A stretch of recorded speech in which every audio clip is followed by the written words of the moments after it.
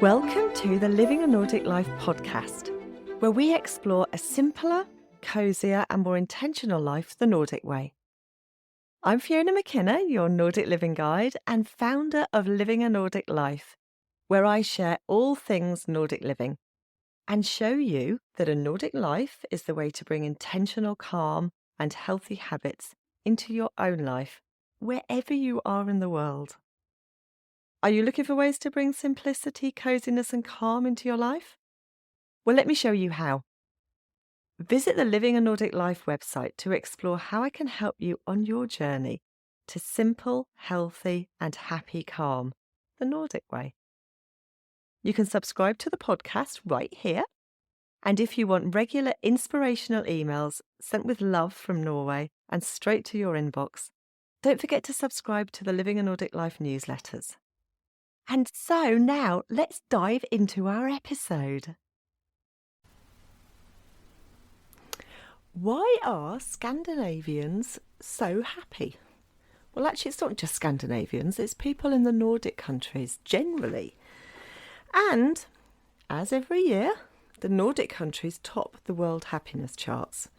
Scandinavian countries, Denmark, Sweden and Norway, are often ranked amongst the happiest nations globally. And that's according to numerous happiness reports.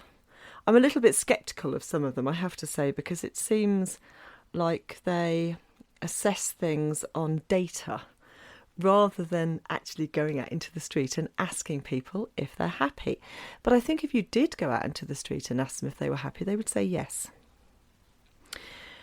But what is it that drives this remarkable and persistent happiness year after year?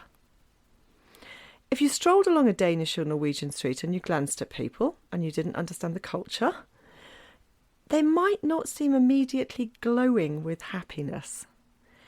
But the happiness that Nordic people feel is deep-seated and comforting, and it's a part of the social structure of all of the countries. They might all vary slightly, but they all have the same social structure that contributes to that deep-seated feeling of happiness.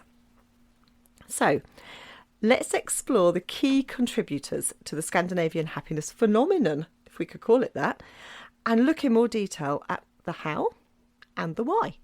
And also, if it's something that we can bring into our own lives, if there's a mindset to it that we can have wherever we are in the world. We don't have to live in the Nordics. One of the things is a foundation of trust. And that's something that all Scandinavian societies, Scandinavian culture has. There's a remarkable level of trust among citizens, between citizens, and also of their governments. Studies show that 80% of citizens in these countries trust their government. I've noticed in Norway especially there's a lot more scepticism recently about government, but there'll be very little protest. It'll be something quiet and people voting in a different way. But generally, people trust them. It's significantly higher than many other nations.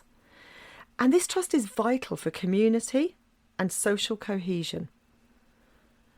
Now, don't get me wrong, there are plenty of times when we object to certain policies, and we're not afraid to say something straight to the politicians themselves. After all, we are employing them, and that is the attitude here. They're public servants, and our taxes pay for them. They work for us. When people feel they can rely on their neighbours and institutions, their stress levels decrease. You're not constantly worrying. And then they want to collaborate as well. As a result, individuals experience a higher quality of life, marked by connections. That's something that's very much built into the Hygge mindset, and support systems that enhance overall happiness. The welfare state. And this is something that Europeans generally are inordinately proud of. It really started in a kind of structured way, actually, in the UK with the NHS, the National Health Service, in 1947. But it's a pattern and a plan that has spread throughout the whole of Europe. And wherever we are as Europeans, we have a special little card called a European healthcare card. And it has all our details on from that particular country. And if we get sick, anywhere else in Europe, we show them our card and we get free healthcare. So there's this wonderful collaboration again between different countries, but it's this welfare state that contributes to happiness. When we need help, we get it. But when we don't expect to help others, it's a basic fundamental of European society. The Scandinavian welfare model is often credited with fostering high levels of happiness. We don't have to worry about how we're going to pay for something if something goes wrong with us. If we get sick, we're going to be cared for. And in reverse, if we're well, we're still paying our taxes, and that will help somebody else. And if everybody's well and everybody's doing well, then the whole welfare of the country increases. But this model provides comprehensive healthcare, free education up until the age of 18, and generous social security for all citizens. People feel secure knowing their basic needs are met. And that fosters a sense of belonging and some value in society. But this money has to come from somewhere, doesn't it? And it comes from taxes. And our taxes are quite a bit higher than elsewhere in the world, I have to confess. But there's a general consensus of thought that the benefits are well worth it. We're paying for something, but yeah, we're going to get it. For instance, countries like Sweden have a poverty rate of just 8.4% compared to the global average of 9.2%. It's quite low, isn't it? Illustrating how a robust welfare state can enhance quality of life and promote equality. People who can't help themselves are helped. And in return, when we're in that position and we can't help ourselves, we will be cared for. Work-life balance. Work-life balance is another crucial factor in Scandinavian happiness. People know when to stop. Many companies offer flexible working hours. Yep, that's true. So if you have kids, you can work around school hours. Not everybody can do that, obviously, but there are those that don't have children, so have older children, it doesn't matter. And there are generous parental leave policies. For example, in Sweden, parents can take up to 480 days of paid parental leave. And that is not just women, it's also for the fathers too. Or the other partner, depending on who it is. There's also this idea of the right to disconnect. It means that you can create a line between work and home life. So you don't have to answer emails in the evening if you don't want to. Your boss will not call you at 10 o'clock at night expecting you to answer the phone, or perish the thought, go into work. It doesn't happen. The phone and the email go off, and your boss would never assume to call or message you out of working hours. And you would never do that to your employees either. And this balance increases overall satisfaction and fulfilment in both areas of life, because it's been proven that people do much better at work if they're happy at home. There's a strong emphasis on equality.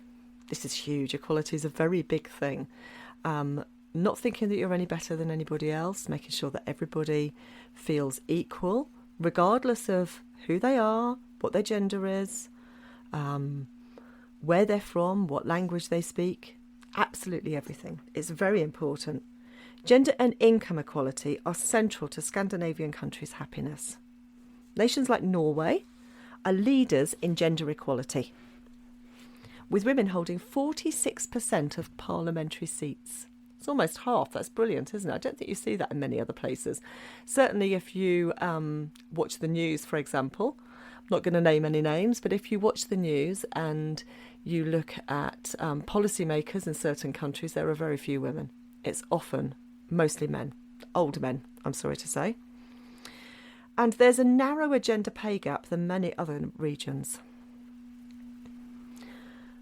On a more basic level, I noticed this when I first moved to Norway. The idea of women working on a road or building or driving a digger was very novel to me. And I was always surprised to see a young woman dressed in neon clothes directing traffic past roadworks. I almost stopped. It was, as an English woman, it was a bit of a surprise, bit of an eye-opener. And that was 17 years ago, so it was a little while ago. But sometimes you'd see them stepping out of an enormous digger or a tractor, and that was surprising as well.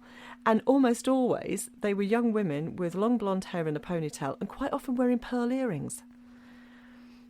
Of course, in Norway, it's normal, and it has been for a long time. But this focus on fairness ensures that all citizens have equal opportunities. The sense of justice derived from this promotes a supportive community, fostering happiness and satisfaction. Why would it not? You can do anything you want, it doesn't matter. You can be anything you want.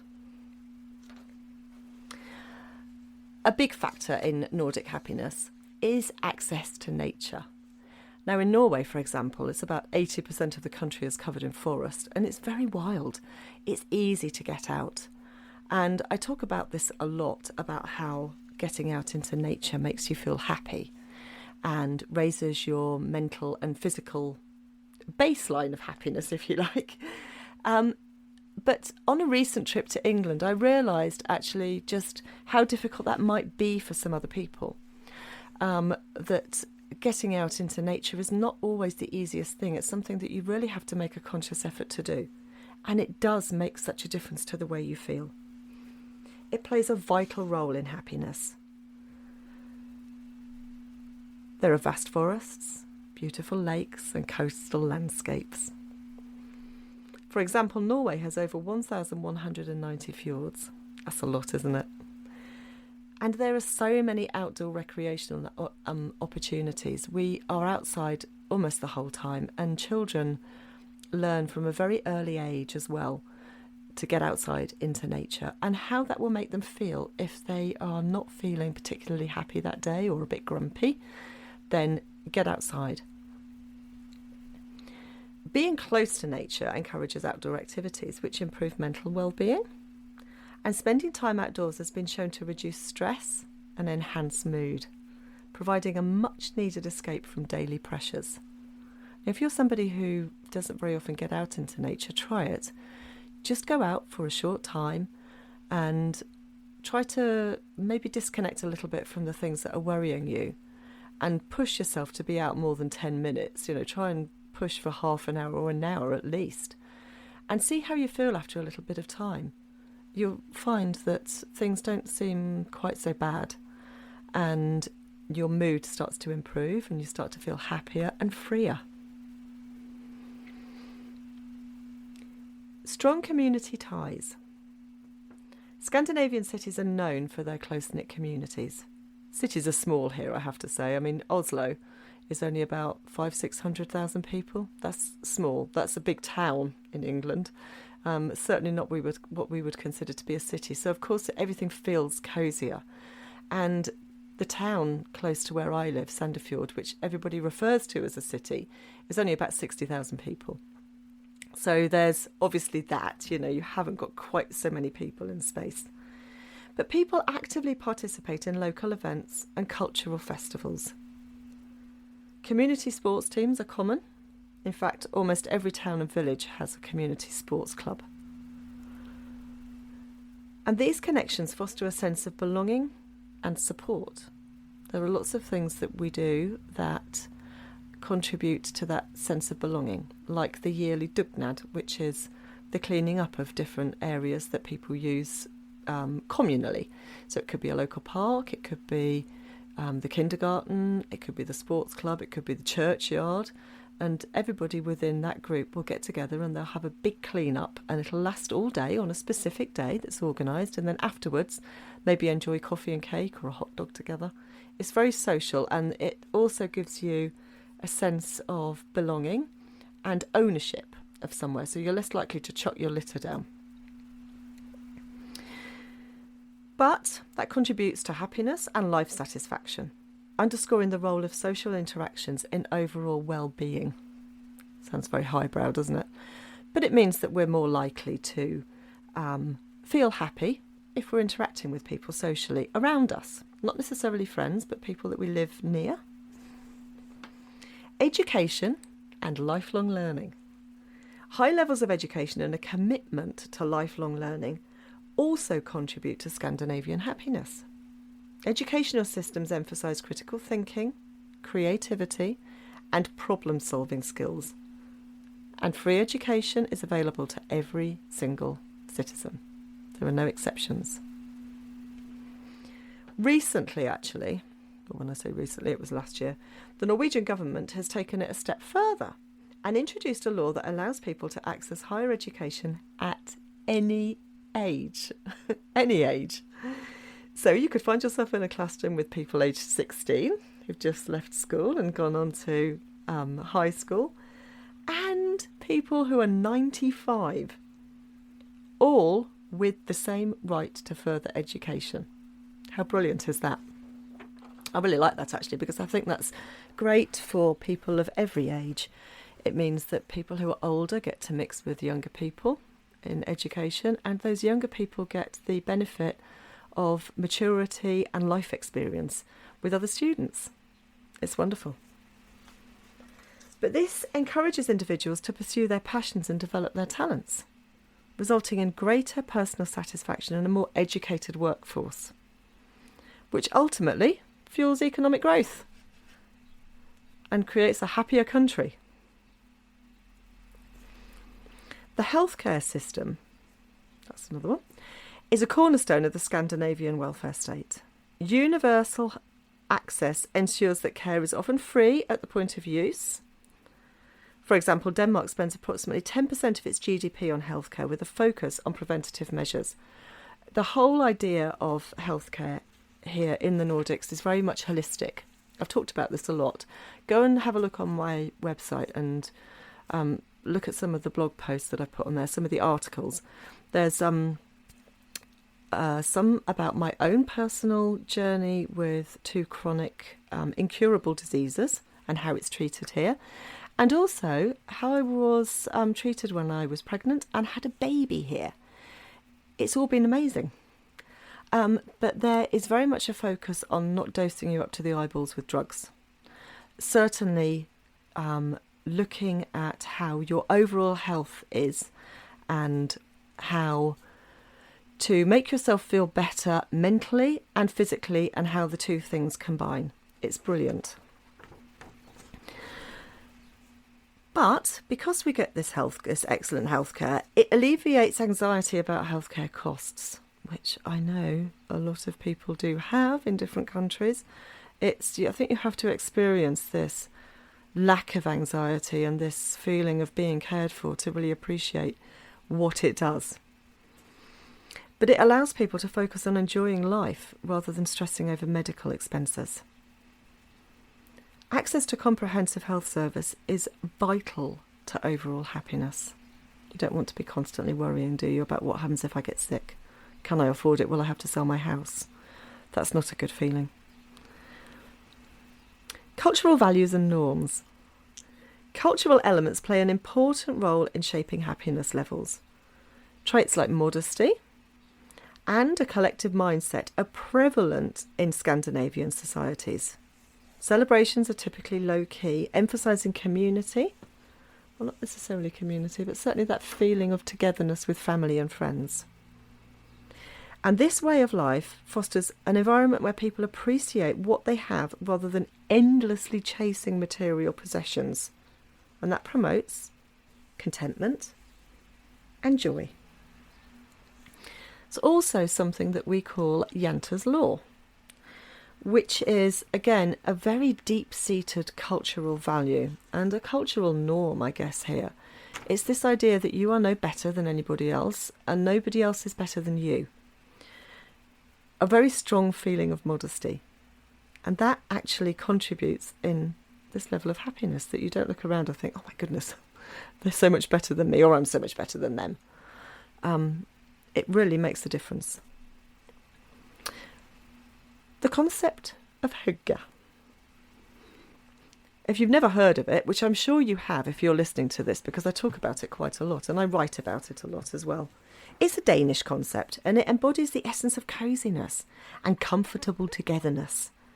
It encourages enjoying simple pleasures, such as sharing a meal with friends or relaxing and enjoying a good book and a hot drink. But by integrating hygge into daily life, we cultivate happiness through mindfulness and gratitude. You don't need to go out and get a lot of stuff. to enjoy hygge. It's mostly about what you have and the way you see life. There are very low crime rates in Scandinavia and the Nordic countries, which contribute to our level of happiness as well. Certainly low compared to other regions, and there are places that are not as crime-free as I guess their countries would like them to be here in the Nordics. I can think of one particular city, which I'm not going to mention, but it's in Sweden. But we tend to leave our front doors unlocked. We don't always lock our cars. If you go into a shop, like a supermarket, for example, they would rather you didn't carry big backpacks and things like that inside, so you leave them in the doorway. And you go and do your shopping, you come back and your bag is still there. Things like leaving babies outside in the winter. You don't have to worry about somebody coming and stealing your baby. It's not going to happen. But this safe living environment is crucial for happiness, reducing fear, and reducing anxiety. When citizens feel secure in their communities, they are more likely to engage socially, and they're more likely to pursue their interests, contributing positively to society and their sense of well-being. Having an active lifestyle. That kind of goes with the idea of being out in nature, doesn't it, as well? And also this social welfare, and free medical care. Can you see how all these things combine? It's complex, and it's a bit like a spider's web, but it's very important, all of them together. Physical activity is an integral part of Scandinavian culture. Any time of year, any kind of weather, people are outside. And they exercise daily by cycling, walking, or taking part in some kind of sports. And weather is no obstacle, I can promise you. For instance, Copenhagen has designed over 400 kilometres of bike lanes, encouraging cycling as a primary mode of transport. This dedication to physical health not only boosts mental well-being, but also fosters a sense of achievement, further enhancing happiness levels. It also makes us take responsibility for our own health. And that is very important, isn't it? That is, again, linked to the idea of health, your mental and physical health being very holistic, that everything is linked. And you should be taking responsibility for your own health. It's not up to somebody else. They're there to help you sort the problems out, but the ultimate responsibility is yours. Government support for mental health. Now, I've noticed this very much myself in the last, year or so, that mental health is a big thing here. It's prioritised alongside physical health in Scandinavian countries. Access to mental health services is exceptional, and stigmas around seeking help are not common at all. There's no issue. I mean, if you have to go somewhere for mental health help, it's considered the same as going to the doctor because you have flu. It's no different. Government initiatives such as mental health awareness campaigns contribute to overall happiness. And when people have access to mental health resources, they feel understood, they feel secure, and that improves their well-being and hopefully helps them get better, or at least take control of their mental health a little. Satisfaction with life's simplicity. A simple life, a simple intentional life. The Scandinavian lifestyle values simplicity and mindfulness.